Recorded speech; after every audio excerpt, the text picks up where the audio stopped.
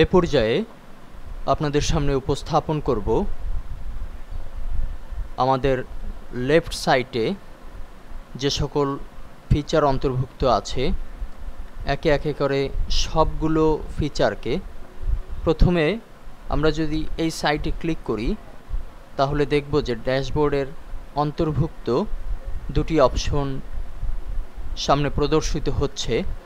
একটি হচ্ছে ড্যাশবোর্ড, আরেকটি হচ্ছে আপডেটস। এখানে বর্তমানে ড্যাশবোর্ডটি ক্লিক করাই আছে। আমরা দেখতে পাচ্ছি এখানে ড্যাশবোর্ড লেখা আছে এবং এই ড্যাশবোর্ডের অন্তর্ভুক্ত হয়েছে 8টি feature: right now, recent comments, incoming links, plugins, quick press, recent drafts, WordPress blog, other WordPress news. এই 8টি ফিচারের মধ্য থেকে আমরা বেশ কয়েকটি ফিচারকেই দেখতে পারি। মূলত এদের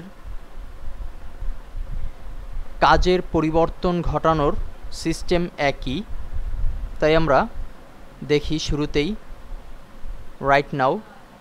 এখানে ক্লিক করলে আমরা যদি এই সাইটের বাটনে ক্লিক করি তাহলে আমরা দেখতে পাবো কন্টেন্ট হচ্ছে 1 পোস্ট, 1 পেজ, 1 ক্যাটাগরি, 0 ট্যাগস। ডিসকাশনে আছে 1 comment, 1 approved, 0 pending, 0 spam. Change theme সম্পর্কিত একটি বাটন আছে।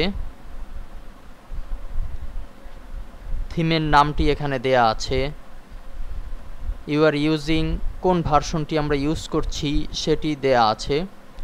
মূলত আমরা কিন্তু বর্তমান সময়ের ওয়ার্ডপ্রেসের সবচেয়ে আপডেট ভার্সন ওয়ার্ডপ্রেস 3.0 ভার্সনটি ব্যবহার করছি এবং এটির মাধ্যমেই এই লার্নিং টিউটোরিয়ালটি উপস্থাপন করা হচ্ছে। আমরা পরবর্তী ফিচারটি দেখি, রিসেন্ট কমেন্টস। এখানে যদি আমরা ক্লিক করি সাইটের বাটনে তাহলে আমরা দেখতে পাবো যে number of comments to show, কতটি কমেন্ট শো করবে সেটির একটি সেটিংস এখানে করা যেতে পারে। যেমন আমরা 5-এর জায়গায় যদি লিখি 10 এবং যদি আমরা সাবমিট ক্লিক করি তাহলে আমাদের এখানে কমেন্ট প্রদর্শিত হবে 10টি। তবে পাশে আরেকটি জিনিস লেখা রয়েছে যে অ্যাটমোস্ট 30। অবশ্যই 30-র নিচে লিখবেন, কেননা 30-র উপরে হলে সে নিবে না। আমরা পরবর্তী আরেকটি ফিচার দেখি, incoming links.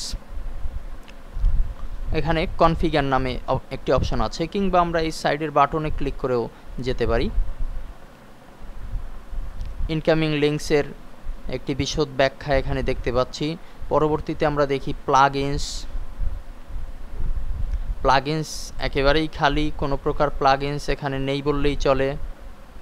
Quick press, quick প্রেসের যে কাজ সেটি আমরা পরবর্তীতে আলোচনা করব। তো এখানে আমরা দেখতে পাচ্ছি যে কুইক প্রেস পাবলিশ একটা বাটন দেয়া হয়েছে, রিসেট বাটন দেয়া হয়েছে, সেভ ড্রাফট এই বাটনটি দেয়া হয়েছে। এরপরে আমরা দেখতে পারি রিসেন্ট ড্রাফট, অর্থাৎ আমাদের ড্রাফটে কোনো লেখা আছে কিনা।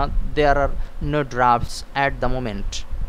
পরবর্তীতে আমরা দেখতে পারি ওয়ার্ডপ্রেস ব্লগ, এখানেও কনফিগারের ব্যাপার আছে, যদি দরকার হয় কনফিগার করা যেতে পারে। এটি আরএসএস ফিডব্যাকের ইউআরএল হিসেবে ব্যবহার করা হয়। আরএসএস ফিডব্যাক যখন ব্যবহার করা হয় এটি একটি ভিন্ন জিনিস। ওয়েব ডেভেলপমেন্টে কাজ করতে গেলে আপনাকে এটি সম্পর্কেও সম্যক ধারণা নিতে হবে।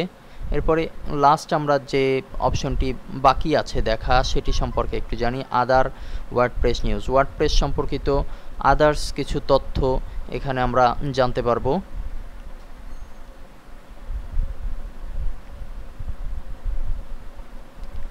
তো এই হচ্ছে ড্যাশবোর্ডের পুরো ব্যাপার। কাজ করতে গেলে, প্র্যাকটিক্যাল কাজ করতে গেলে আপনি কাজ করতে করতেই অনেক কিছু শিখতে পারবেন, অনেক কিছু নতুন নতুন ফিচার, নতুন নতুন জিনিস সম্পর্কে ধারণা লাভ করতে পারবেন। তো আমরা পরবর্তীতে দেখব আপডেটস সম্পর্কিত তথ্য।